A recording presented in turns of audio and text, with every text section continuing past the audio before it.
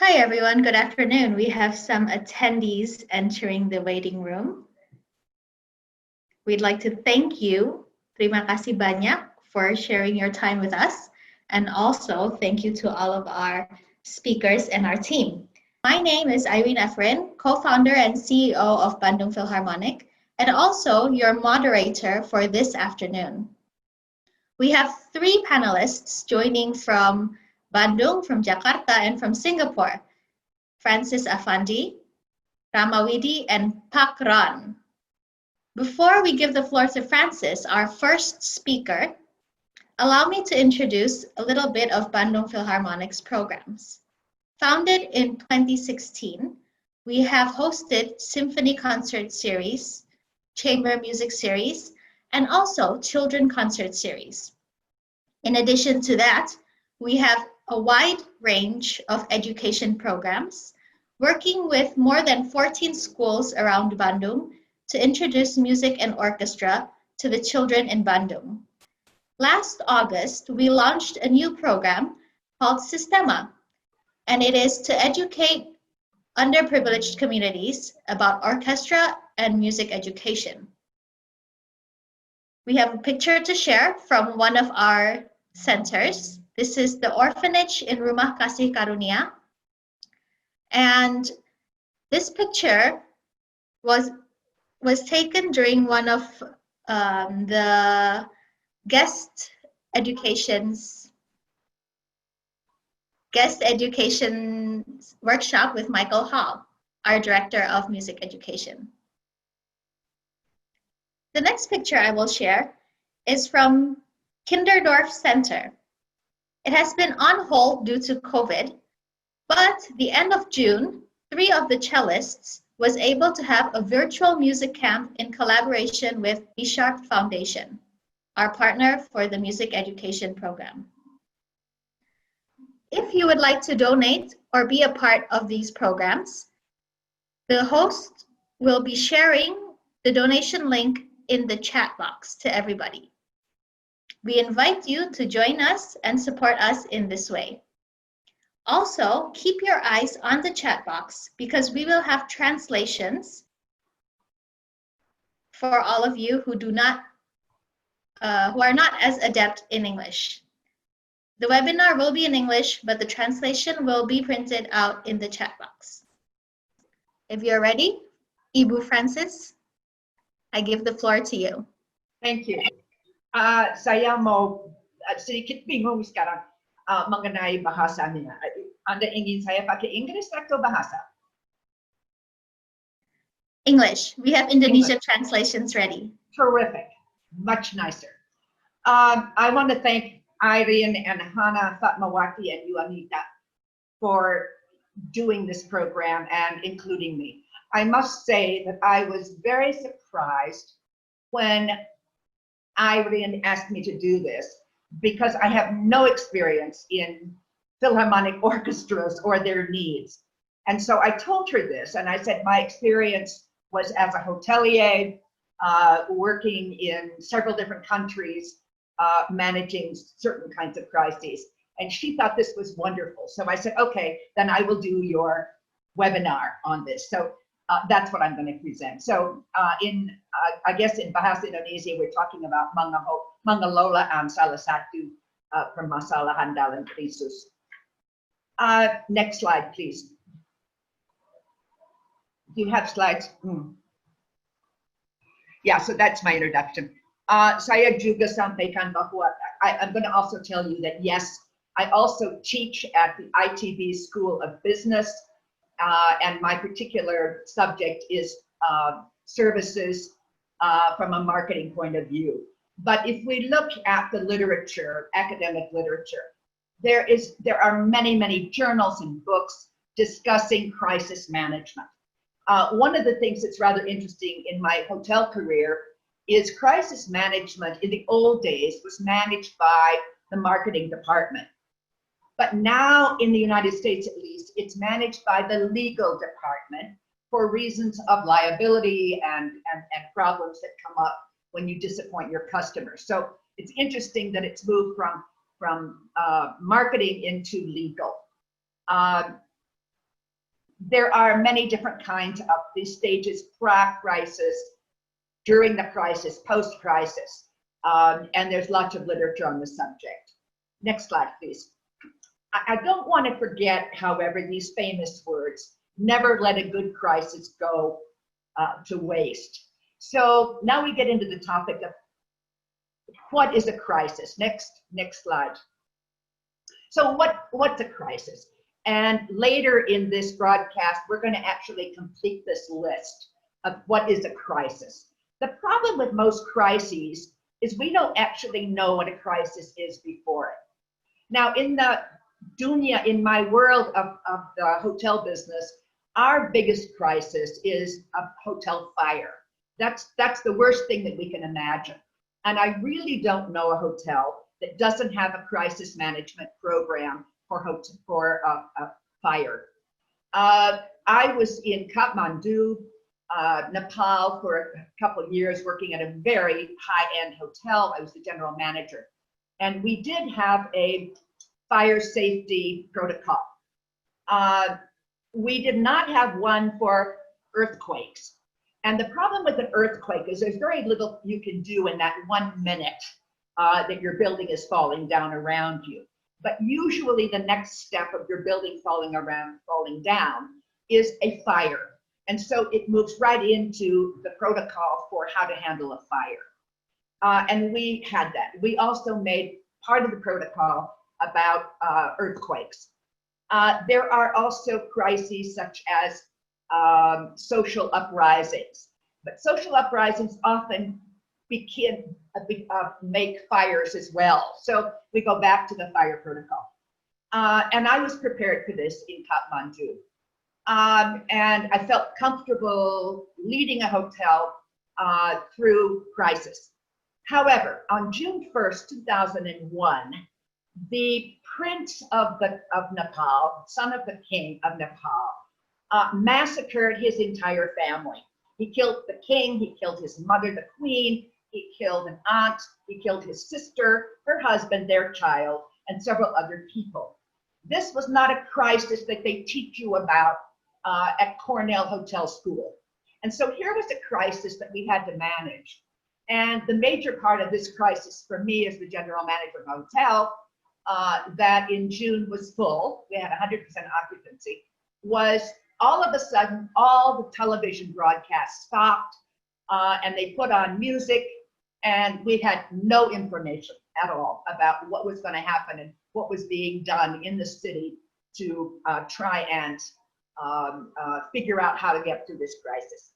So here are these crises that we can't really predict. So my list, the next slide, please.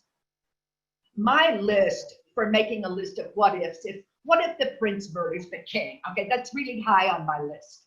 Maybe nuclear war, maybe alien invasion. The problem with crisis is we really don't know what to expect.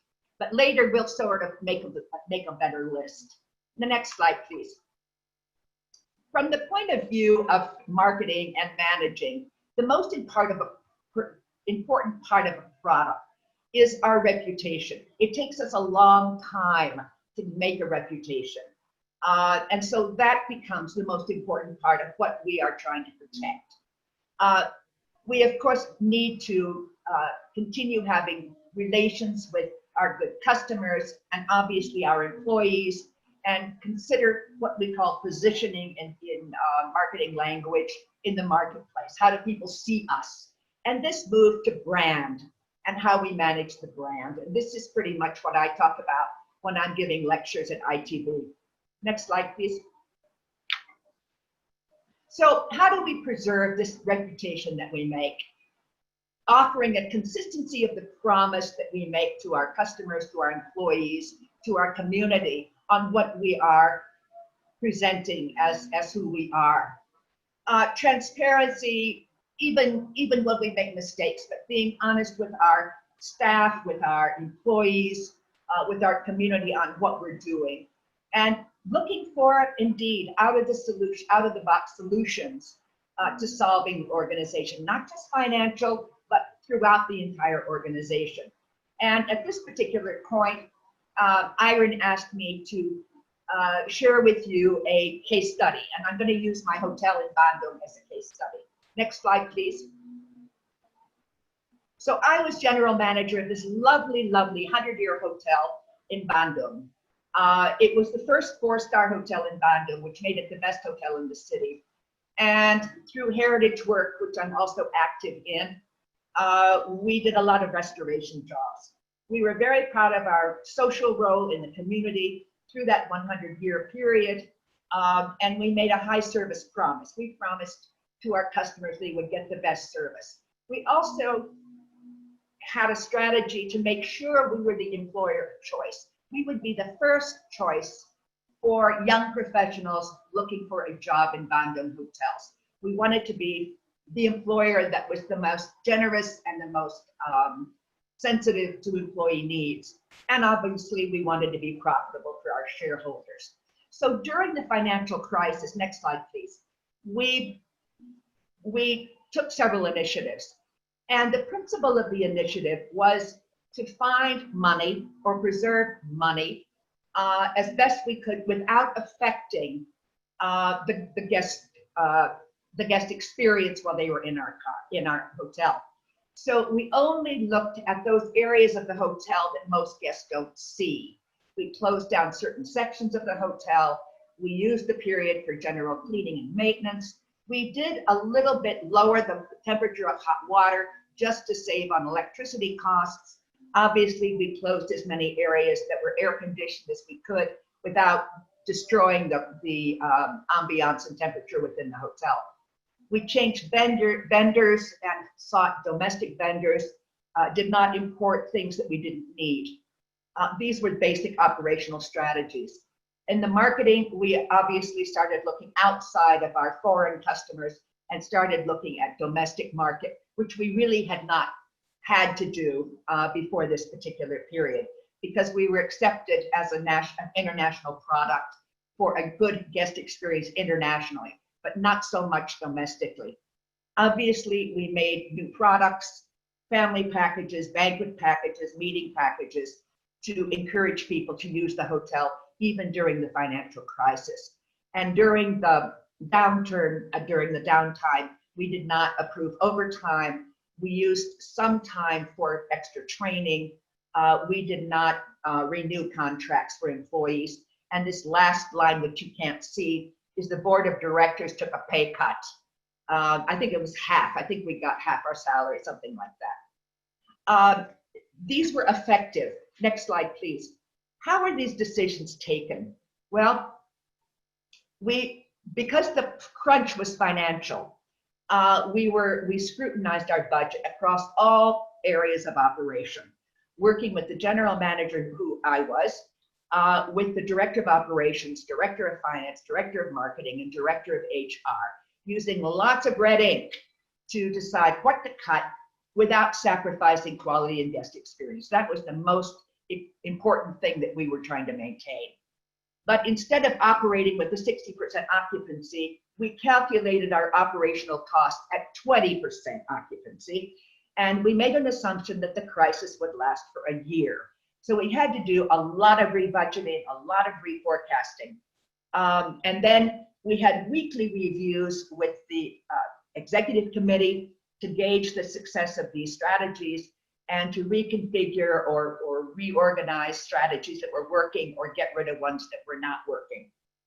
The larger groups with the department heads was convened on a quarterly basis, and we made sure that our staff knew all the steps we were taking so that they felt comfortable and secure in their positions and with the kinds of decisions that we were making. So those are the kind of decisions that we took in the hotel during this particular crisis. Next slide, please. So how might we translate this to a symphony orchestra? Well, the most important thing is that we maintain quality.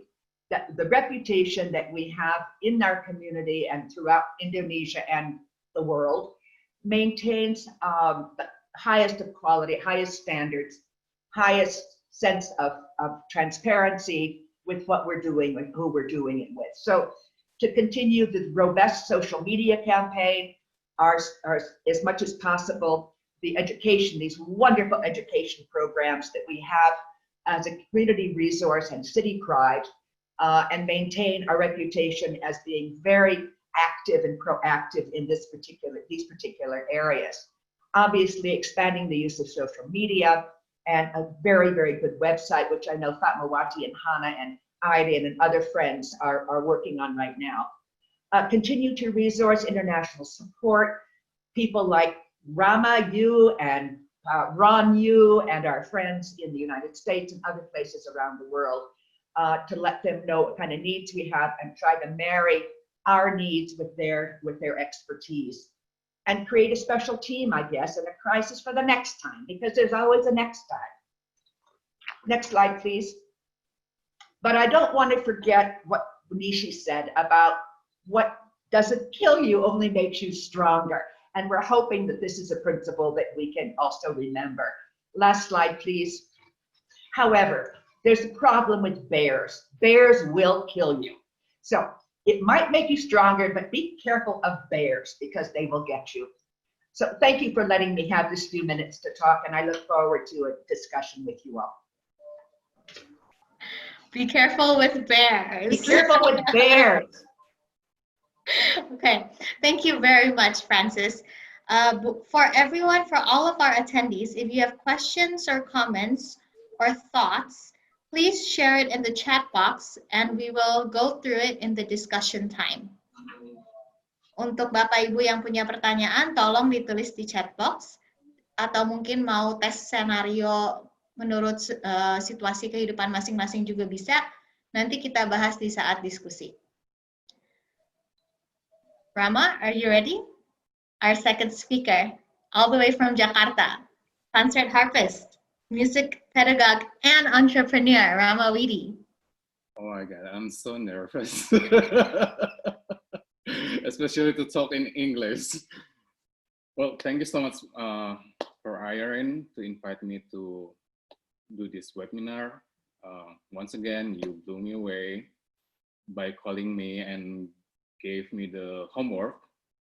The first one is the musical belakang panggung, which is out from my comfort zone.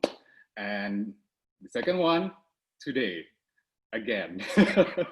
Anyway, so in every situation, there's always a good side and a bad side. It depends on us which side we want to see and focus more. Obviously, this pandemic showed us who is among us that used the income wisely and who spent it to maintain the lifestyle. Same like the other sectors, we musicians also felt the impact of this pandemic because there are a lot of concerts and gigs that's been canceled until we don't know when we can gather again and play the live music in front of the real audience. For example, from my experience, after Christmas 2019, I was really happy because for the first time, I saw my schedule, it's full with concerts and gigs and students until August, except in January, because I didn't take any because I flew to Austria.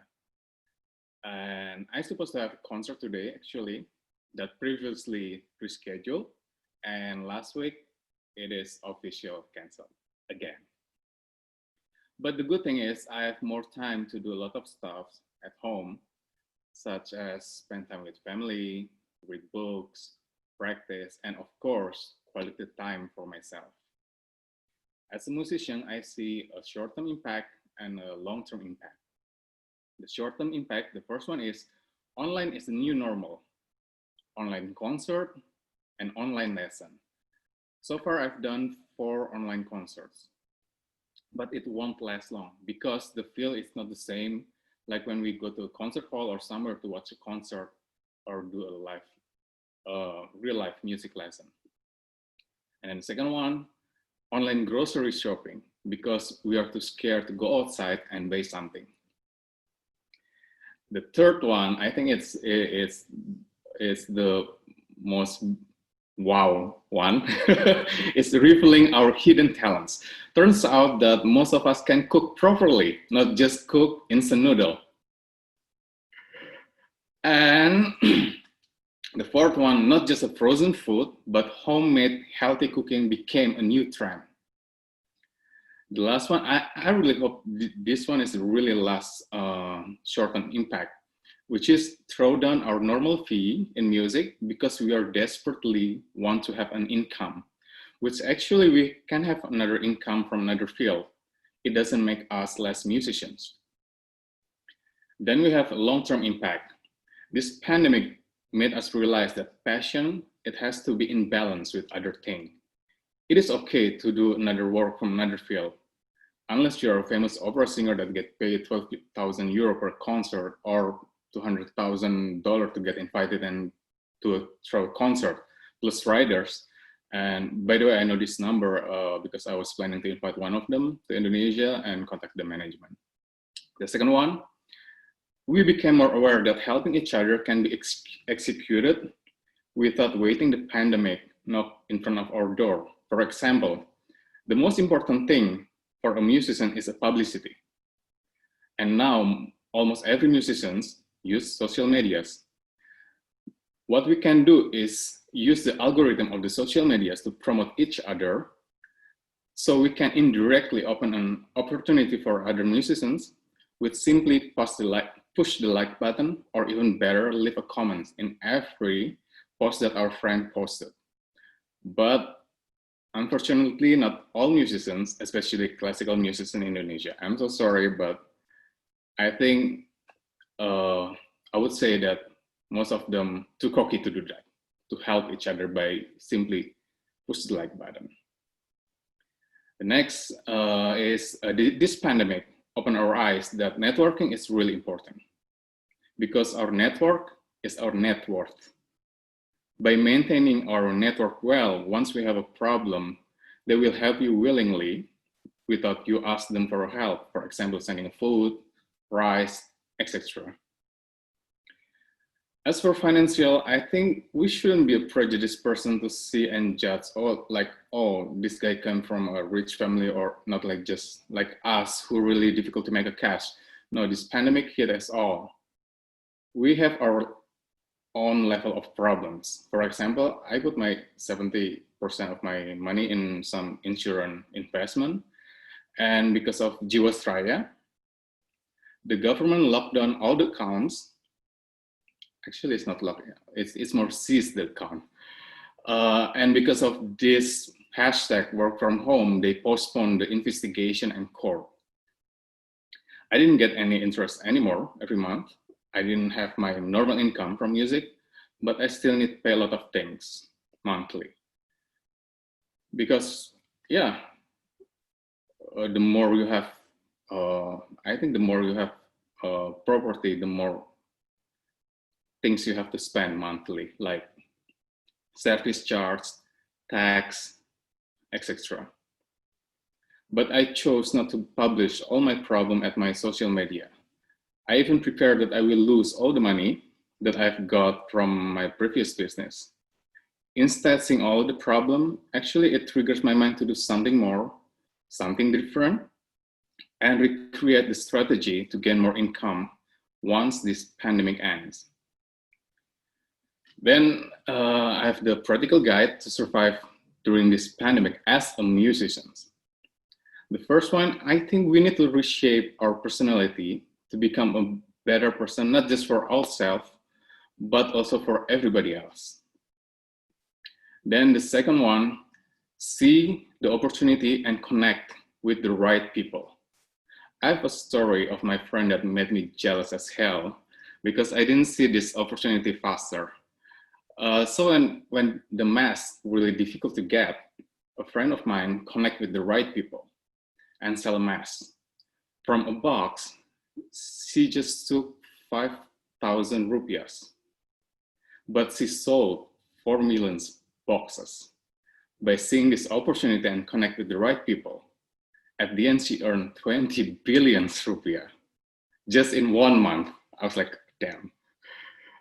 And the third one, don't be ashamed to sell something like food. For example, so I have this peach gum. It's nourishing, good for the skin, boosts the immune system. It is tough actually to do new thing, and knowing that your friend buy this thing, pretend to buy actually, and help you, but actually they copied the product and use the network to sell. But that's the negative thing. The positive thing is I'm happy that I can inspire other people to do something new during this pandemic. Then we have the major mistake to avoid as musicians. I think the major mistake to avoid is to throw down our fee, because it will destroy your value that you have been built. People want and will spend the money in the right place on the right time. Don't wait other people to pity ourselves and help us by giving a cash on you. What I can see is during this pandemic is that the people like to help by purchasing something from you, mostly foods. That's the way they will help us by buying things that we sell, because it shows us that we have the effort to work, not just wait by doing nothing. If we think by doing nothing, we can still get cash from other people, I'm so sorry, but there are a lot of more poor people and sicker than us musicians that need more help. And I think, yeah, they will think the same too.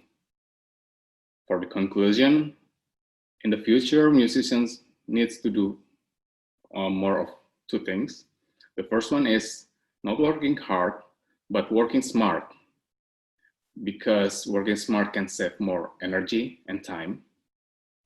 And the last one, know your brand, know our brand, so we can more aware about our market. If we cannot find the opportunity, make one for ourselves. That's all from me. Thank you very much. We'll talk more about this later, because both Francis and Rama mentioned brand, capital, branding, know our brand, keep the brand. Again, for our attendees, if you have questions and comments on Francis and also Rama's presentation, please share in the chat box and we will discuss it after Pakron's presentation. Pakron, I give the floor to you.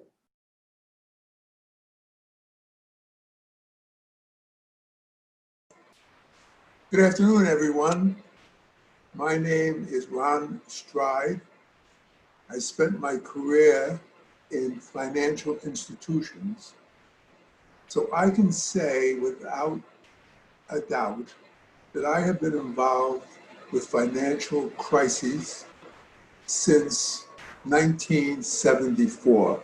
Was the first crisis that I was involved in. And my job has always been in financial institutions.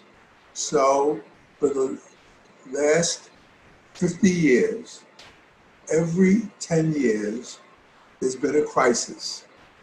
And each one of those crises brought me more experience and more knowledge about how to deal with crises.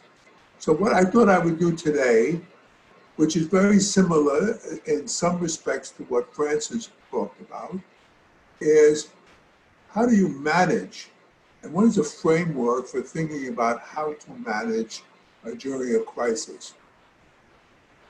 I think going back to my point, a financial crisis, when you're talking about it in the financial world rather than in a hotel or some other kind of industry, a financial crisis comes about mostly due to a financial asset loss, which reduces the value of that asset and puts the owner of that asset into a position of survivability or a question of survivability.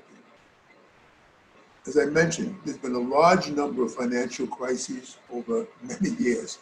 In fact, it goes back hundreds of years, but I'm not that old.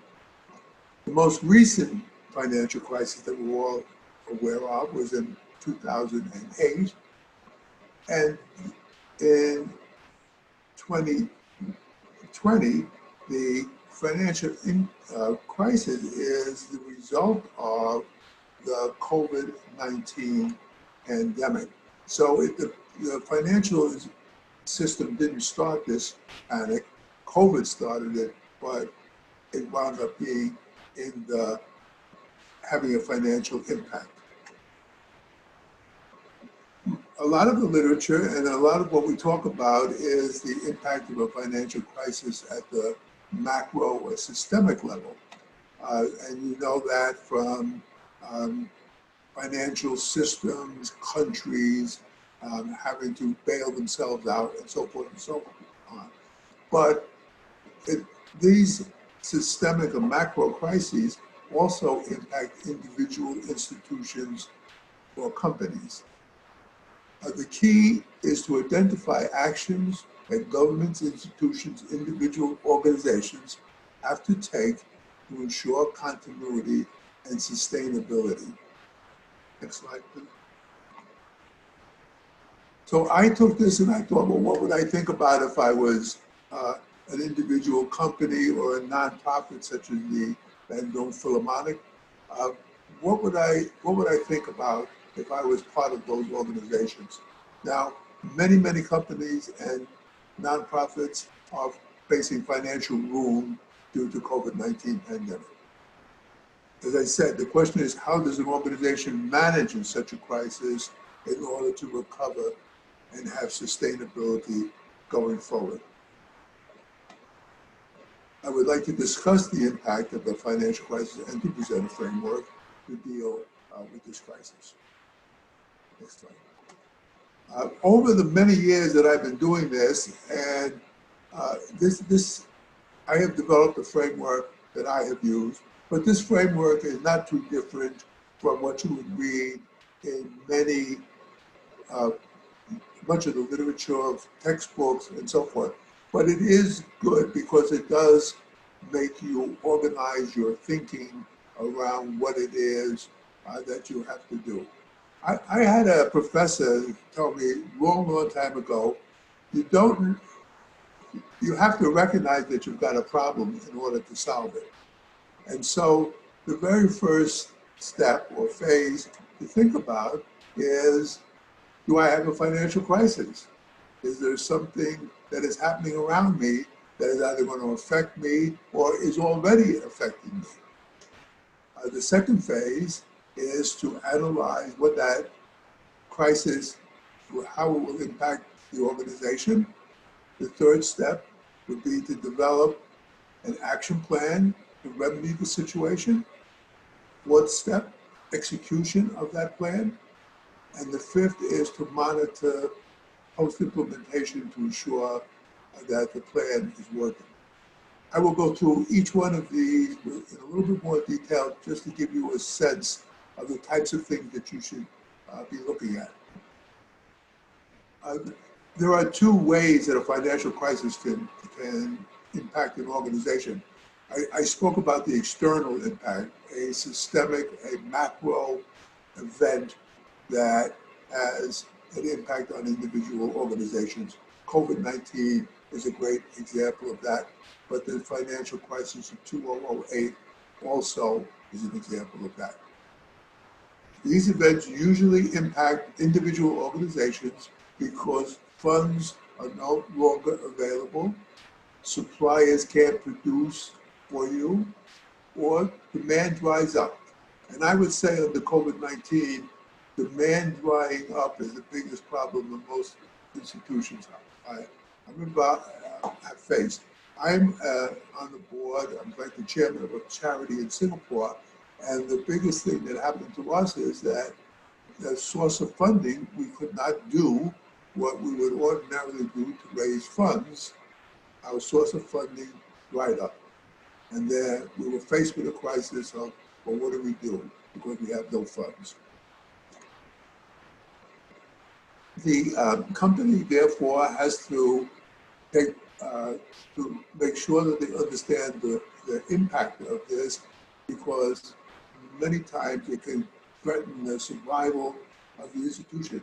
I stress that because many times people don't take that hard look.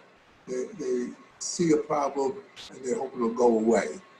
But when you get into a financial crisis, you have to take a hard look at what it is that is the reason for the crisis and what are you going to do about it. In a crisis that is specific to an individual company, not driven by external matters, these could be driven by a loss of a market, your costs get out of control, the plant shuts down, there's an environmental issue with what you're doing, and that leads the company, NGO, Philharmonic Orchestra into financial difficulties and as a result, a crisis.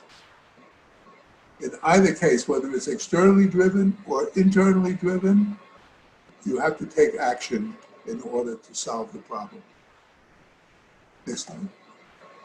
In the second phase, analysis of the impact to the organization must examine the situation to identify the root cause of the crisis, determine the risk to the organization, and develop corrective programs or alternatives to solve the problem. If, for example, revenue has decreased, then alternative sources of revenue may be needed or costs reduced to ensure ongoing cash flow, sustainability, and operational stability. So in this particular example, the lack of input and lack of financial input and impacts cash flow, which may mean that you have to cut costs. This was also mentioned by Francis, and I mentioned this later again. I'm an advocate of having reserves. So in this particular situation of a financial crisis, the organization may have to dip into reserves if they exist to fund operations and get support from financial institutions. The country of Singapore is dipping into its reserves in order to make funds available to the community in order for the community to survive, as an example. Phase 3, development of an action plan. Once a solution to the problem has been identified, a plan should be developed with responsibilities defined and target dates specified. This plan may involve notifying external parties. And I think this is important, and I think Francis also brought this up. You may have to contact your external organizations that you deal with and tell them what's happening in order to get their support and perhaps their help in working through the problem. The other points are changing internal policies and practices. You may have to streamline your organization. You may have to lay off staff. You may have to reduce salaries. You may have to cut unnecessary spending. So these are all actions that you would have to take in order to right-size the organization to balance the cost of the organization against the amount of income, revenue you are currently getting. The last point is prioritizing risks and actions are important to ensure that the actions with the biggest impact are done first. The last two points I think are straightforward. You have to execute the plan.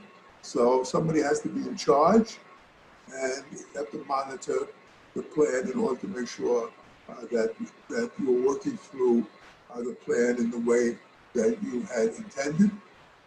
And then the last, but not least, is post-implementation monitoring.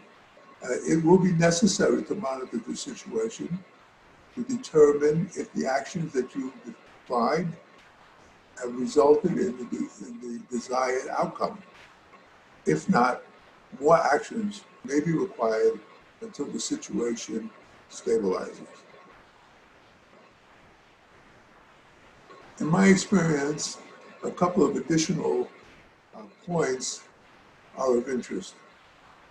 I believe, as I said earlier, it is important to have an operational reserve equal to at least 6 months of operating expenses to act as a buffer for loss of revenue. Many organizations right now wish they had such a buffer, but it's not a luxury. It should be built into the financial model of the organization that over time you do build up a reserve. The second point, depending on the size and scope of the organization, financial crisis management process can take several weeks if it's a very small organization and not very complicated, such as perhaps the Bandung Philharmonic could recognize the problem and come up with solutions over a very short period of time. To a bigger, more complex organization, which may take months or even years of effort to solve a financial crisis. Sometimes an independent third party, that's the way I made my living, can be useful to take an objective view of the situation.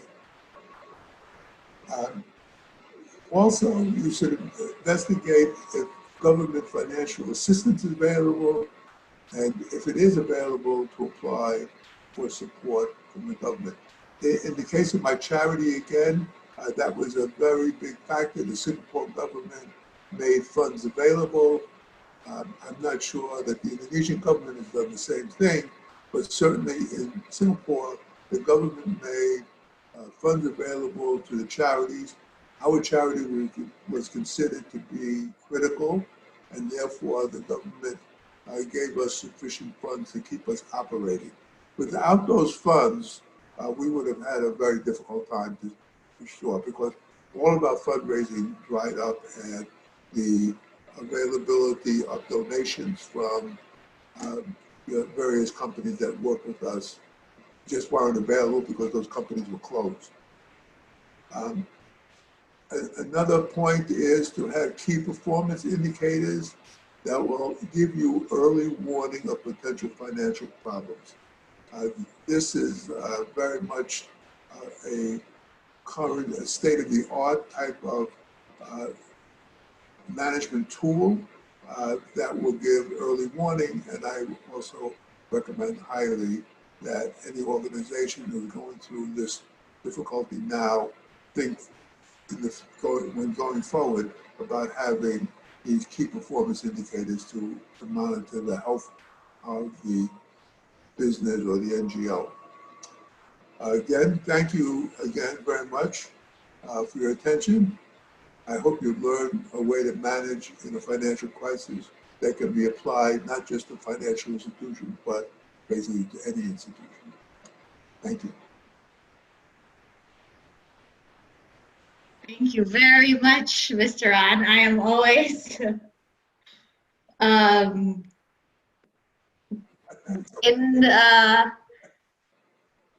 left without words with all of your experience and thinking and very wide lateral global thinking.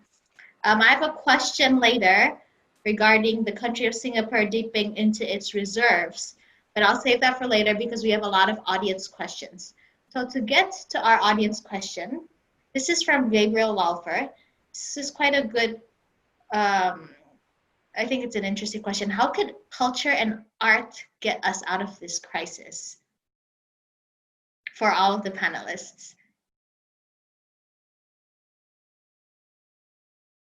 I am not sure. I'm trying to get us out of this crisis. So I don't know if it can help get us out of the crisis financially, but it certainly can help get us mentally out of this crisis, which is a big factor. I mean, even I, who's a very positive person, starts to say, well, what am I doing?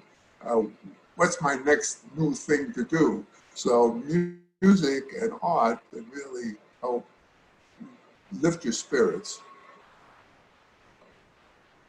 I have to speak here as an anthropologist, which is what I really am. When you take off of the other masks, I'm an anthropologist. And I am fascinated by seeing how I live in a village in Bandung, and I'm fascinated to see how the culture here is kicking in to solve this problem. We have 200 families in this area that I live in. It's twice as large as most other districts, but we started being Sundanese again, and we started looking at what they call gotong royong, which is the neighbors helping the neighbors. We're not waiting for the government. We're not waiting for some external force to come down and get us out of this problem, but we're going to solve it ourselves. Thankfully, in my village, there is a new housing complex, which none of us really like, but these are affectionately rich people owning third houses in my lovely little village, and they had money. And so we were able then to leverage the needs of this village of local, very local people who've lived here probably, I always say 5,000 years, doing rice farming, which is what the village was about, and use the money of these people in Jakarta. And I'm going to have to say it, using guilt to get them to give us money so we could buy food for the indigent in our village. And during the Ramadan period, we gave everybody a little bungkus. But when it was recognized we didn't have more money, we started identifying the families that really were not eating, really not eating. And we went to the people who had and collected money for them. So this is how budaya, Sundanese budaya gotong royong, worked in our village and is continuing to work in our village. We have a lot of young boys with either underemployed or not employed, who are the machine of collecting money and goods to distribute to our little village. So yes, I believe in culture solving problems and not waiting for governments.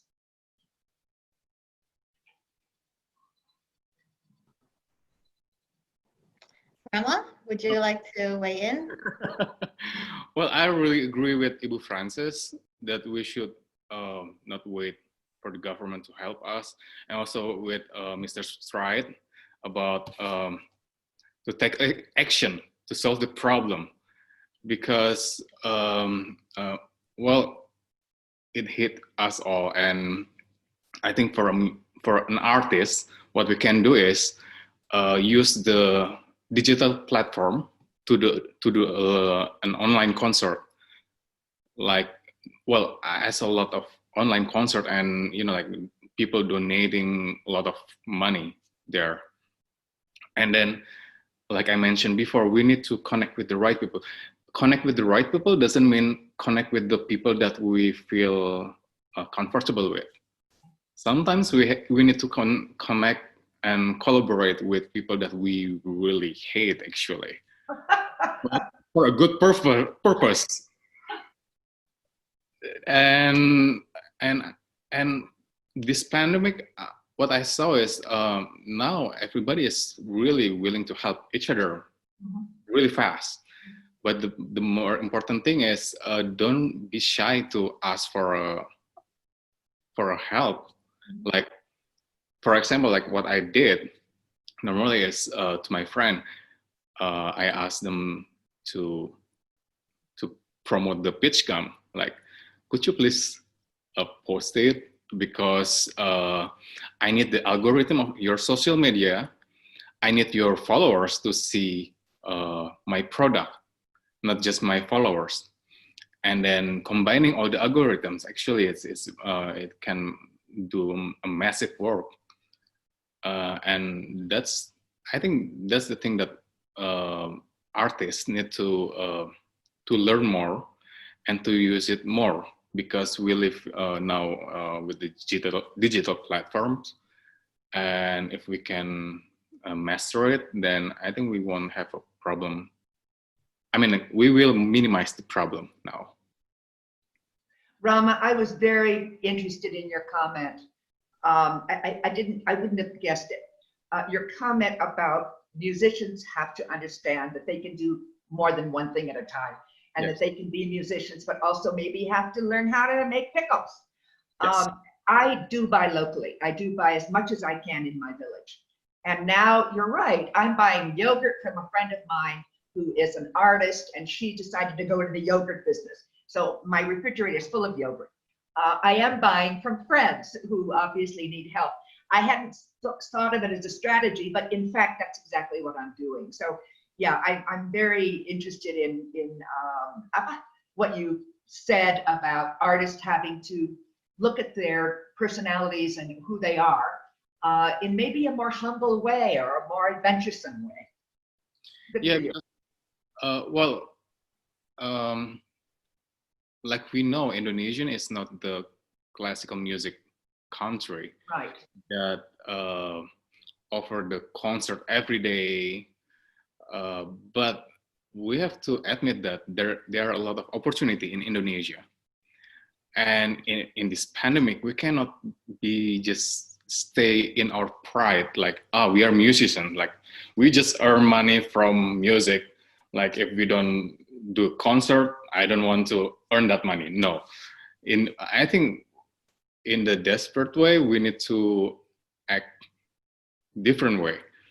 Yeah, And- I would, as a manager, take that as an axiom and then develop a strategy for that. That's what I would do as a manager. Okay, so let's recognize what you said is true. Now, how do we help our friends manifest this personally so that they really feel that this is something that they can do themselves? I would make an action step, Airin, out of that particular statement and see what Bandung Philharmonic can do to foster this idea that Rama put on. I really think that's very important. I think one of the hardest things, Rama, you also said this, one of the hardest things, and Ron, you'll recognize this, the hardest thing about every crisis is you don't know how long it's going to last. And that's the problem. If we knew it was going to be over on the 15th of August, you can pretty much muddle through. But when you never know when it's going to be over, this is very, very difficult. And I'm interested in this 6-month operational reserve. When I hear that Boeing ran out of money in 2 months, and you hear this, I couldn't live having only enough money for 2 months. I need to know that I've got money in the bank for at least 6 months. So I'm very interested in this idea of a 6-month operational reserve, especially for something like Bandung Philharmonic, which is still a brand new, fragile organization.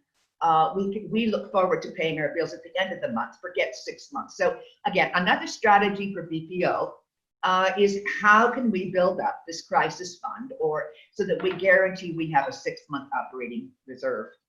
I think that's very, very important. The other thing I would like to ask is, Airin, have we investigated government support? Have we looked at all the areas of possible support from the government? Have we done that? We're on it. Okay. And if I could just make an aside, I'd like to ask Ron a question. Sure. Ron, I think you must support the Boston Red Sox. No? The Boston Red Sox? Yeah, No, actually, I was a New York Yankee fan. I am too. All right. Well, I was a little bit, I lived in Boston. I worked at the Parker House in Boston, but I was also hotelier for 7 years in New York City. And I just love your accent. I just love it. It makes me homesick. Okay. I was born and raised in New York City, but I spent 6 years in college university in the Boston, Rhode Island area. Boston. Well, you say Boston like around Boston. No, I said love your accent. I could listen to you all I day. said more like a New Yorker. Make me homesick. Go Yankees. Okay. Sorry. I have a very good question from audience. Just a quick point on Go the ahead. point about the Operation Reserve. You got to start somewhere. There's no question that you can't have 6 months of anything immediately. But most organizations don't think of it and don't build it into their financial plan. Yeah, And wrong. the thing is that you should. Yeah. Even if it's $1 to begin with, it's a start and keeps it in your head. Good. Yeah, I think that's another strategy we need to look at as a board of Bandung Philharmonic. yet another strategy we need to examine for us. Yeah. Okay, good. I have a question from the audience. As a musician, coming into a new kind of industry, for example, selling snacks or selling peach gum or selling jam, which I do, how do we fight with the existing players in that industry? Network. Yes. Yeah, it's interesting you use the word fight. I think it's a competitive situation and your product has got to be equal to or better than or at a lesser price or whatever than the existing offering for that product. So it's a matter of figuring out what your strategy should be. Am I going to compete on price? Am I going to compete on quality? Am I going to compete on availability? Am I going to do home deliveries? All those kinds of things. But you're not fighting is not really the thing. You have to outsmart the other guys. Yeah, I think you also need to do a research about your competitor and see what's the special thing about their brand, their product, and perfect it. If it's that's a natural marketing strategy. But let's go back, Rama, to what you said, which I absolutely believe, and that's networking. Telling your friends, I need help. yes, Yeah, I agree. Absolutely agree. network is the most important. I think everybody believes that. You know, there's a theory called the lifeboat theory, which is you get as many people as you possibly can into your lifeboat, and for survival. And that's the same idea here, that you should reach out and get other people interested in your survival in some way. Don't know, every case is different, but you have to try to do that. So I don't know, Airin, maybe another strategy to consider based on this conversation is, can our website promote products that are created by our musicians, and support them with sub-branding on Bandung Philharmonic to support the entrepreneurs who are musicians. Maybe we could offer some help through our social media to help them with the sub-brand, new products. Yes, we can definitely do that. In fact, we just rolled it out. It's called Stories of Resiliency. So if there are our musicians here in the attendance, you can take opportunity or take advantage of that program via the personnel manager. So we are very happy to help network your new products. Great. Another question. Good afternoon. I want to ask all of the speakers today. We all know COVID-19 is causing crisis in various sectors. I am a fresh graduate and I feel the impact, very difficulty finding work because many companies or organizations are reducing amount of employees. Any suggestions? My heart breaks. I teach S1, and I just finished semester 8. So the kids are all doing scriptsies right now, and I bleed for them. I really do, because they're going into a workforce that I have no idea what they're going to confront. And again, the problem becomes, when is this damn thing going to be over? If we know it's going to be over in January next year, or June next year, or August this year, that's been the big problem. And I'd be happy to hear Ron speak to this, because all I can do is feel great sympathy for these kids. I think this is one of the most difficult parts of this pandemic. And you're not alone, whoever asked the question. Yeah. This is a problem everywhere. Yeah. I think that psychologically, don't get discouraged. It would be my first advice. But how to get out and sell yourself is probably the big challenge, but that's the only way I can think of eventually getting employment, which is that you've got to sell yourself. You've got to try as many different avenues as you possibly can. Don't be discouraged by rejection, and just keep on pushing, and eventually you will find something.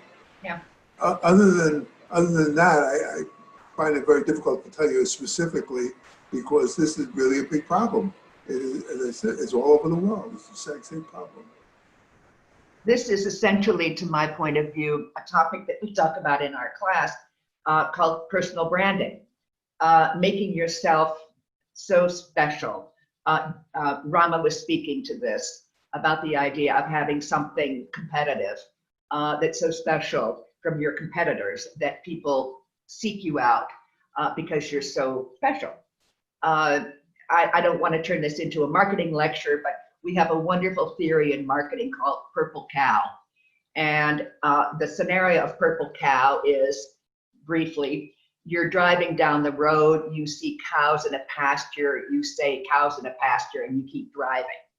On the other hand, you're going down the same road, you look out to the field, you see a purple cow. What do? Well, you stop the car, you Instagram, you photograph, you show pictures, you spend a week telling everybody about seeing a purple cow. That's marketing. So set yourself up as a student right now to be a purple cow, to think, how can I be so special that nobody wants to walk past me?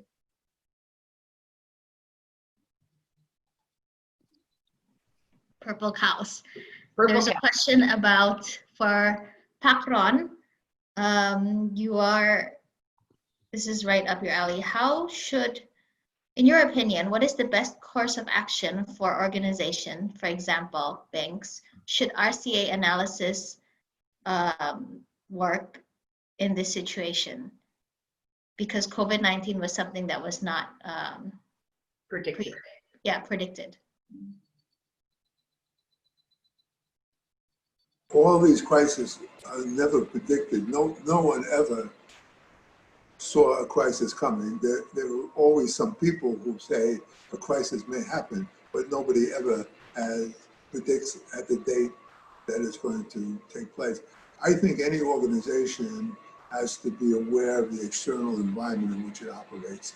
And more likely than not, the type of external crisis that impacts an organization are the hardest to deal with, because A, you don't necessarily see them coming, and B, as Francis has said, you don't necessarily know when they're going to be over. Perhaps slightly more easy is to deal with a crisis that's inside your organization that comes about because of some circumstances of your organization, your company, your charity, whatever. The issues are more easily identified. It may not make the solutions easier, but you understand your company, you understand the environment, your competitors, and you can more easily determine what it is that you should do. Executing that and remedying it, of course, can be very, very difficult.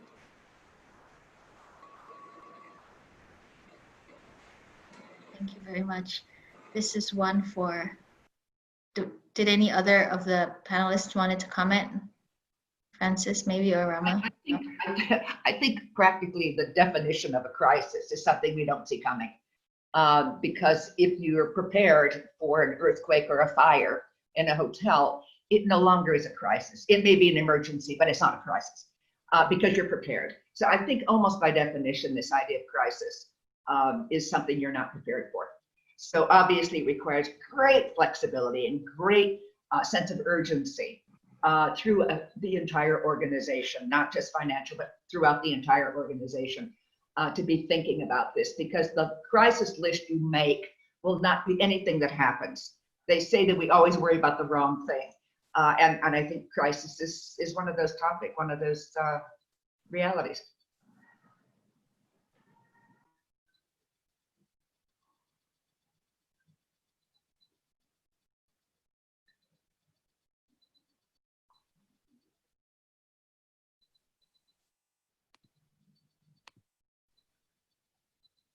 We can't hear you. Can't hear you, Airin. Of course. Of course. I do this every day and I still forget to unmute. Yeah. So let's end this discussion because we have 3 more minutes with this question. This is for Rama, but please feel free to comment. how do you reshape your personality to become a better person during this pandemic? Wow. Good, Rama, you do that. Well, like I mentioned before, by simply push the like button or even comment in Instagram or any social media, because it will go to, every time I push the like button, all the picture that I like, actually it will go through the explore in Instagram. And then if someone asks help, I think, I don't know, it's my parents always taught me that if you help somebody, don't publish it. Don't let everybody else know. Just keep it for you and God.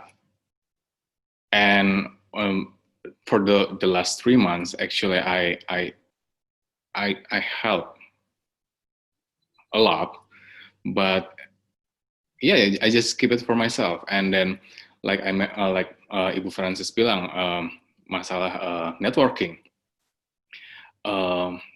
Juga Mr. Ron said, like, just go out there, ask for help, and like don't afraid for rejection. And most of them came to me and asked for help. And then if I cannot help them, I will tell them to go to another person. For example, like there are couple musicians, I won't mention the name or instrument, they're begging for a job to play. But the thing is, all of us really hati-hati, really careful to use the cash, even also the mall or any corporate. So, so this guy asked for to a friend that know the owner of a mall, and then this our friend connect with the owner of the mall and say like they just want to perform, and then in return you will hear the jingle of your mall live by the chamber orchestra. So there's still like pertukaran kerjasamanya juga in return, because normally in mall you just hear the jingle by the CD, but now you see the jingle, hear the jingle by the live chamber orchestra. Let me just make a quick comment. I think there are two things you can do during the pandemic to improve yourself. Point number one, set goals and objectives for yourself that will make you smarter, more knowledgeable, whatever, in some area that you're not smart in now. Point number two, volunteer, help others, go out and get involved with volunteering and organizations that are helping others. Good. Any last comments from Francis? I agree with him on volunteering. I couldn't agree more. It takes you outside yourself, makes you put your own problems into perspective, because invariably you're helping people who are worse off than you are. So yeah, I'm a great fan of that strategy. I'm hoping, Airin, that you can identify some strategies that we can talk at the next board meeting. And this idea of changing the self-perception of musicians really catches me. I really love the idea of working on a problem like that, because it's a budaya problem. It's a self-budaya. It's a self-culture, self-perception problem. And setting up a system for operational reserves, and asking for help. You know, who can we ask for help? And investigate government support, which you said we're already working on. So I think we actually got some pretty good ideas today. Thank you, Rama. I look forward to getting to know you better. And thank you, Ron. It was fun to listen to your accent and to get the benefit of some very expensive research and consultation. If we were paying you, we couldn't afford it. So it was very generous of you to share your experience in these particular areas. Thank you, Airin, for all of this, dear. Yes. Thank you very much to Francis, to Rama, and also to Pakron, to our team, to Fatmawati and Hannah and Oka translating, and also to Anita, and all of our attendants this afternoon. Have a great day, and don't forget to keep connected to Bandung Philharmonic via our website, bandungphilharmonic.org, Instagram, Bandung Phil, or Facebook, Bandung Philharmonic. Again, thank you very much. Stay healthy and have a great weekend.